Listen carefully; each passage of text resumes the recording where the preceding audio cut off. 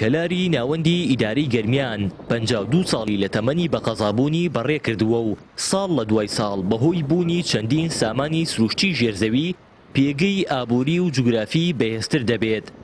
هاوشان لەگەڵ کەمی تەمەنی کەلار ناوچەیەکی گەشەسەندووی خێرایە لە ڕووی ژمارەی دانیشتوانەوە.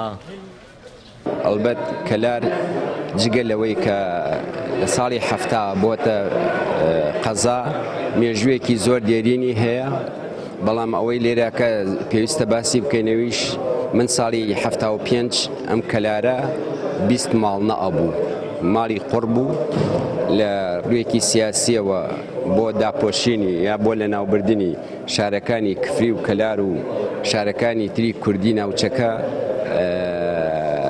ئەم شارە دروست کرا، بەڵام ئەم شارە بوو بە سنبڵی مقاومەت و بەرگریکردنی خەڵکی ناوچەکە و بە کوردستان بەگشتی لە چەند ماڵێکی قوڕەوە ئێستا بووەتە یەکێک لە چوارهەمین شارەکانی کوردستان لە دوای هەولێر و سلێمانی و دهۆک. کەلار ئێستاکێ لە گەشەکردنێکی زۆر پێشکەوتووایە. کەلار لە دوای پارێزگاکانەوە گەورەترین قەزای هەرێمە و شوێنێکی استراتیژی و ڕێڕەوی بازرگانی و سەرچاوەی سامانی سروشتی سەرزەوی و ژێرزەویە. بەڕێوەبردن و ئیدارەیەکی باش دەتوانێت کەلار بکاتە مای خۆشگوزەرانی بۆ دەڤەرەکە و بۆ هەرێمیش. بەڕاستی کەلار هە بەناو قەزایە، یەکێکە لە پارێزگاکانی هەرێمی کوردستان، شارێکی پڕجم و جوڵە. ئێستا 4-5 خانوو نیشتەجێبوون لەم شارەیە دروستەکرێن. هێشتا ئیقبالی زۆر لەسەر خانوو و لەسەر پرۆژەی نیشتەجێبوون هەیە. خەڵک لە هەموو شوێنێکی عێراقەوە توانم بڵێم دێن لێرە نیشتەجێ بن، لێرە ئیسیسمار و بەرهێنانەکەن. بۆیە کەلار تەنیا پێویستی بەوەیە ئیدارەیەکی عاقڵانە بدرێ بۆی بێتە شارێکی گەورە، پێویستی بەوەیە کە ئیدارەکەی ڕوئیای هەبێ، ئیدارەکەی لە ئاسی گەورەی شارەکە بن. ئەم شارە ڕووباری بە تەنیشتا ڕوا، پڕی ژێر زەویەکەیەتی لە زێڕی ڕەش، پڕی سەر زەویەکەیەتی لە زێڕی سەوز و ئاڵتونی کشت و کاڵ و جۆرەها. ئەوەنەی بەڕاستی ئەوەنەی وڵاتێک خاڵی هێز و جیاکەرەوەی هەیە کەلار. وەکوتم تەنیا پێویستی بە ئیدارەدانێکی ژیرانەیە، پێویستە ئەوانەی کە ڕێگریەکەن لە گەورەبوونی ئەم شاران ئەو دەستانە ببڕین.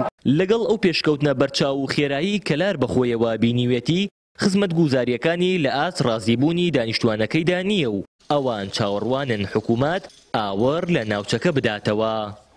کەلار لە کاتی خۆیان کەوگە من بە بیرەوەری خۆم لە تەمەنی خۆم لە بیرم بێت تقریبا لە 88 لە بیرم دێت. کەلار ئەو کاتە وەکی سەر نەبوو، ئەو کاتە خەڵکی کەمترتیا بوو، ماڵی کەمترتیا بوو، گەڕێکی کەمترتیا بوو.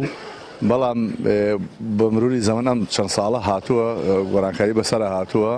خزمەتگوزاری وەکو پێویست نییە، وەگوێ ئاسی خەڵکەکەی زۆر دەنیشتەجێ لێرە وەکو باسم کرد، بەڵامەکو هێشتا هەرمایەتی. وەڵای ئێستا گۆڕانکاری وەسەر کەلارە هاتووە، الحەمدولیلا ئێستا وەزعی باشە لە چاو کاتای مەکە لە 1987 هاتینەتە خوار و کەوتن ناو چەکداروینی حکومەتی بەعس و کەیتە هاتینە ئێرانە. ئەو کاتە بەڵێ وەزع ناخۆش و وەکوی سەهینە و ئاوا ئازادیمانە، ئێستا الحەمدولیلا ئازادیمان شکر باشەوە، هەوەسی خۆمان هەڵسوکەوتمان هەیە، بەس ئەو کاتەوە نەوی.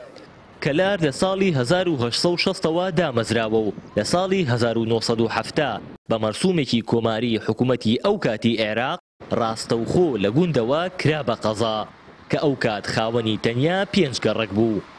لە ئێستاشدا کەلار لە نزیکەی 40 گەڕک و زیاتر لە 250,000 کەس لە ڕووبەرێکی 583 کیلۆمەتری چوارگۆشە پێک هاتووە. ئاوەر محەممەد، کەناڵی ئاسمانی پەیام، کەلاری ناوەندی ئیداری گەرمیان.